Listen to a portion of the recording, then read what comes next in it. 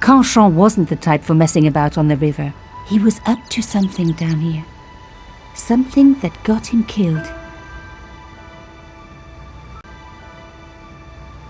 I wasn't leaving yet.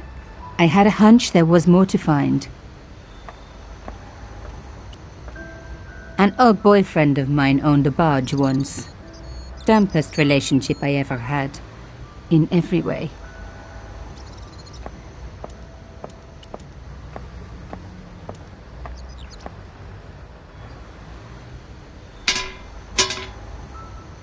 The fence wouldn't move. This fence was a permanent fixture. It was the old boathouse for the conciergerie. If I was right about the meaning of subjudice, then the answer had to lie somewhere here on the quayside.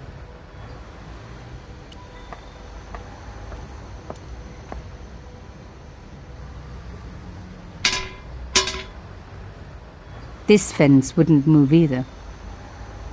This fence was a permanent fixture. I wasn't leaving yet. I had a hunch there was more to find.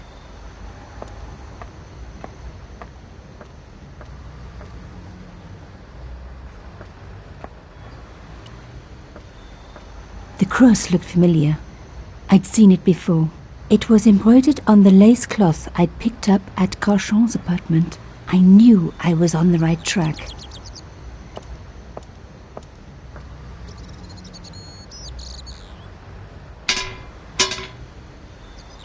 I tried pushing the fence, but it wouldn't move. A strange pair of locks stopped the latches from releasing the gate.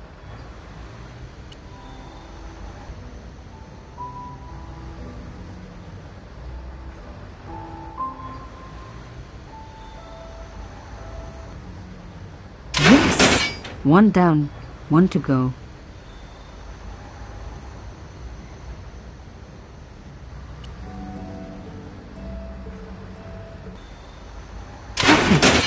Nothing like a good convent education for honing your lockpicking skills.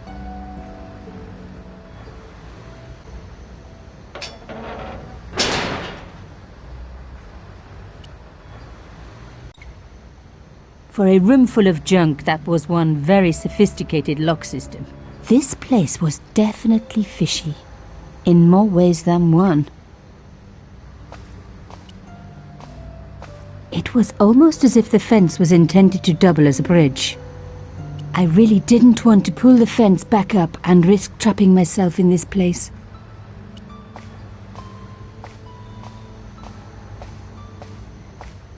The skiff hadn't been touched for years. I've got an exercise bike just like that.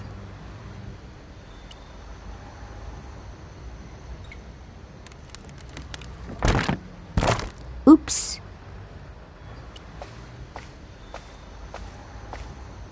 I'd wrecked the skiff. Not that it was particularly seaworthy anyway.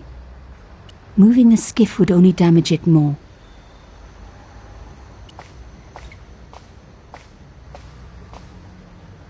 It was an old shell case, probably from the 50s. I knew what I was talking about. I grew up watching war movies. An old shell case. I wondered what that was doing there.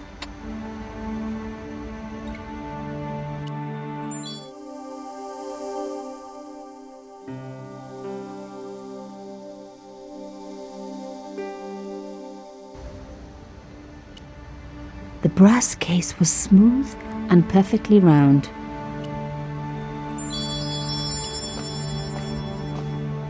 So, a stone door. There had to be a mechanism to open it. No handle, nothing obvious, but there had to be a way to open it. A rough hole was cut into the pillar. The words "sinister" and "Dexter" were carved on either side. Now any good convent girl like me knows the old Roman for left, right, right. But what did it mean here?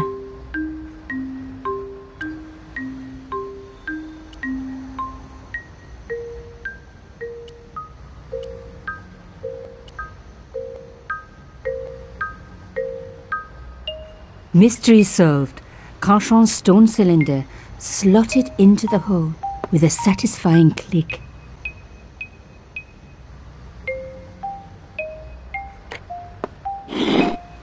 A satisfying click told me I turned it to the right position.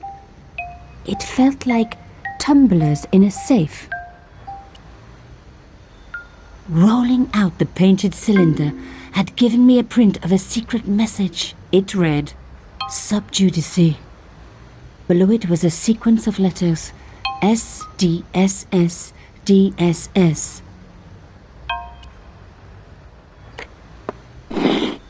Another click, another step closer.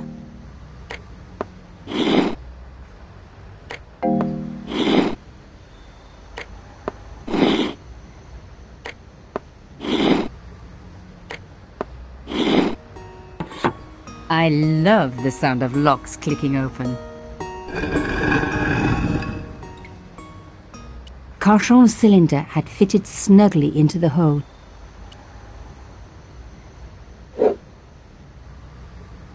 I removed the stone cylinder.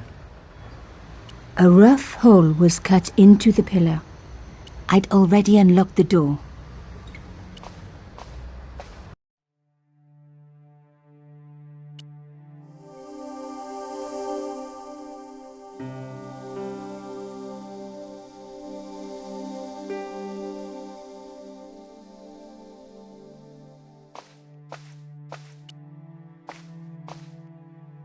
Ut lex vel ut next sumito. To the law or unto death submit. I guess these people didn't believe in liberté, égalité or fraternité. Yes, I'll admit it. I was a swot at school. I also wore lipstick and the nuns never knew.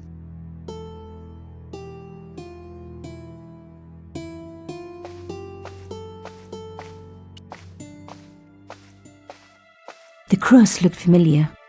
I'd seen it before.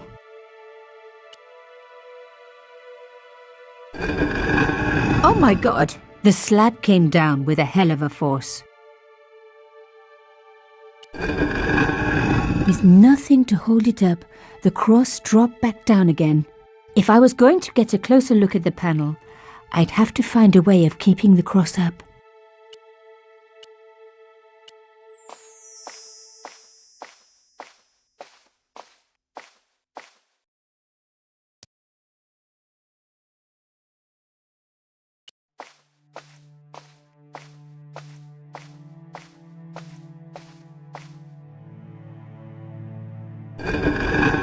Lifting the cross closed the entrance door and also opened some kind of stone panel. Ingenious.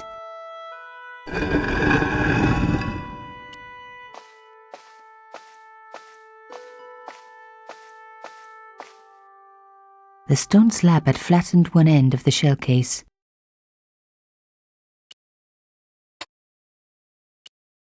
The shell case had been flattened at one end, forming a serrated edge.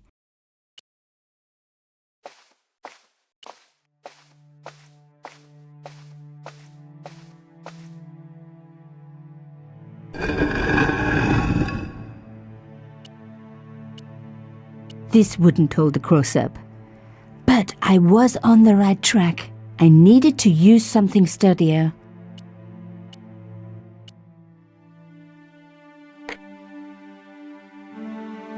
The stone cross was propped up. Now I was getting somewhere.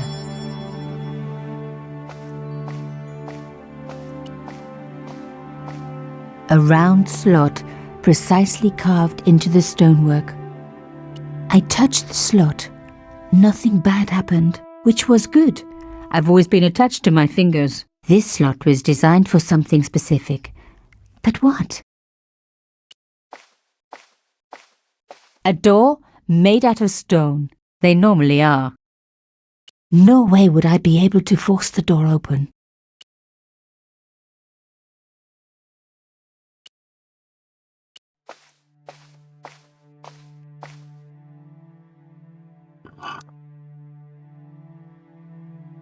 The artifact slotted into the hole perfectly.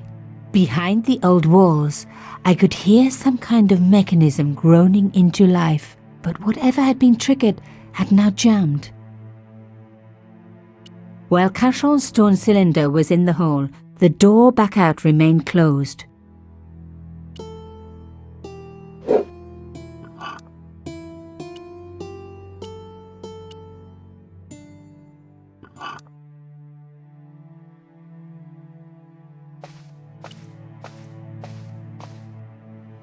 I removed the shell case. The cross didn't drop back down. Some kind of mechanism was holding it up.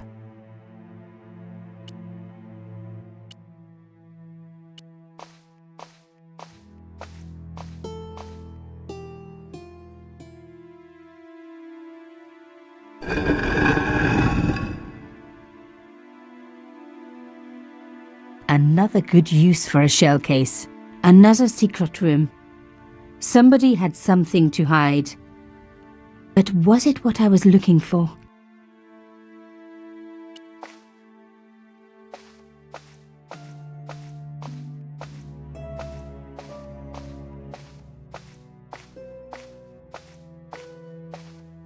Wow! Through the darkness, I could see that this was a stateroom.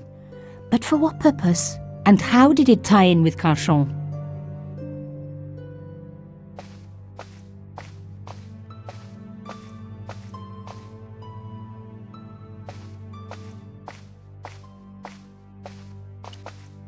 It was an old circuit breaker, like something from a Frankenstein movie.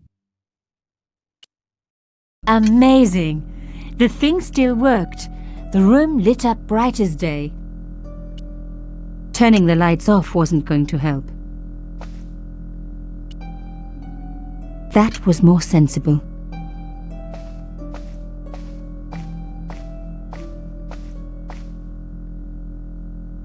Lady Justice stared out from a stone door, which was locked and reinforced with steel bands.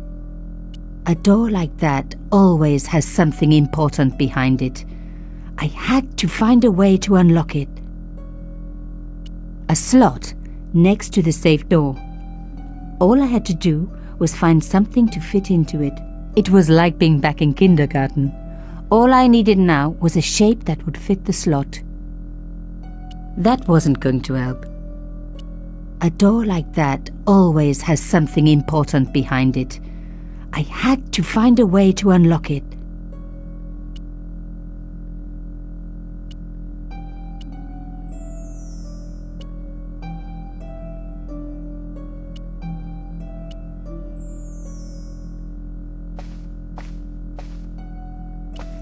The desks were covered with a layer of dust. No one had worked here for years. I wasn't going to find anything in this old desk. It hadn't been used for years.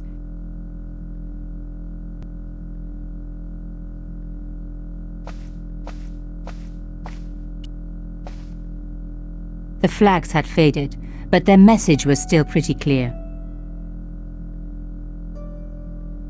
Fascist regalia, a message of hate.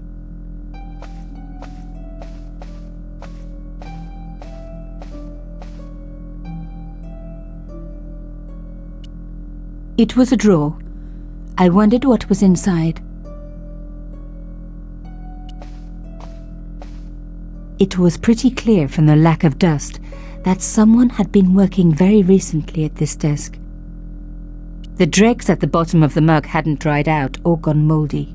It wasn't more than a day old. This was the article I'd written about the costume killer. My suspicions were right. Carchon had cut it out. 2 businessmen had been killed. One in Italy, one in Japan. In each case the killer had worn a costume. A penguin and then a snowman.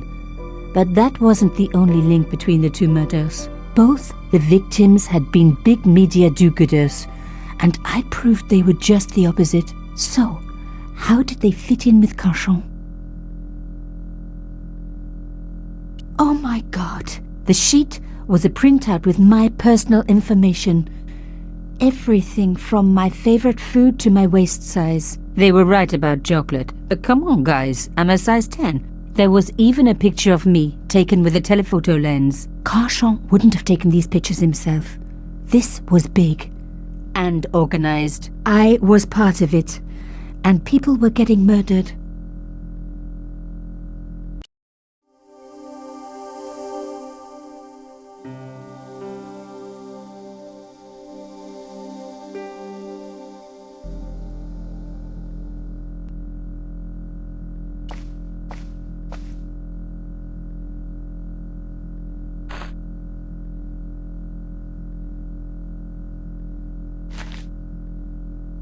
Inside the drawer, I found a note written in some kind of code.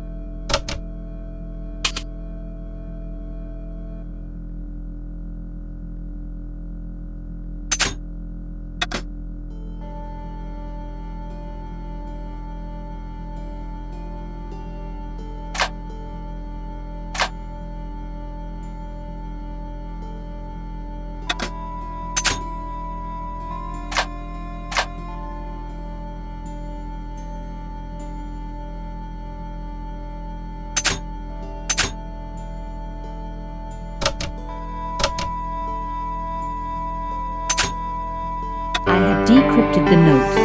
It read, Pierre, full report to follow. But this is too urgent to wait. Arno and Yamada both dead. This is not a coincidence.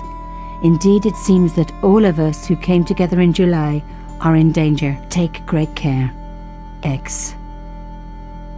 I wasn't the only one to make the connection between the costume killer murders. I'd been right all along. That was why he had asked to meet me.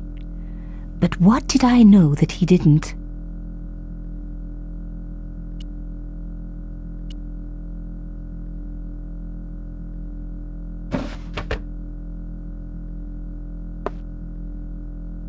Damn, don't you just hate it when that happens?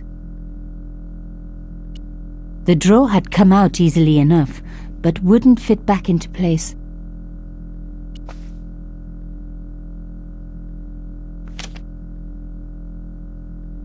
A photo, long lost, had fallen down the back of the drawer. It was very old, but there was no mistaking the guy in the foreground. Carchon. Behind him were soldiers, a burning village and a corpse. The photograph was cropped on the right-hand side. Somebody else in the picture obviously didn't want to be in it anymore. I wasn't surprised. This was Africa in the 60s. An uprising was being brutally suppressed. And here was Mr. Media himself, Carchon, doing the suppressing. The photograph was not just powerful evidence.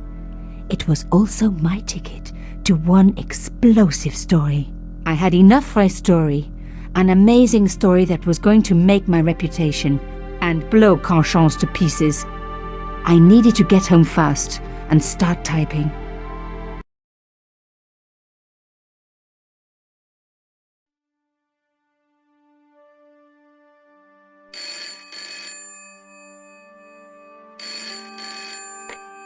Bonsoir, Collard. Nico, it's Ronnie. Hey, Ronnie, you cracked open the champagne yet? Are you crazy? What's wrong? Wait a minute. You didn't print it, did you? Of course I didn't print. That's the best piece I've written. The last, as far as I'm concerned. It's important. It's suicidal.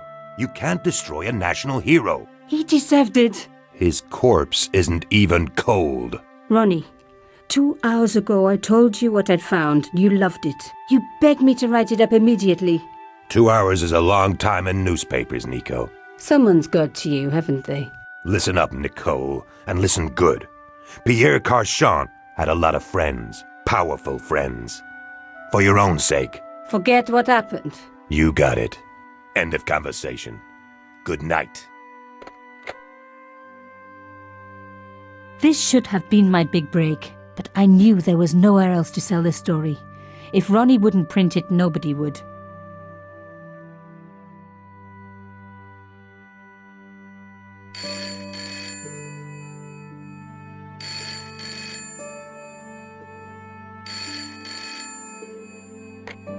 Bonsoir, Collard.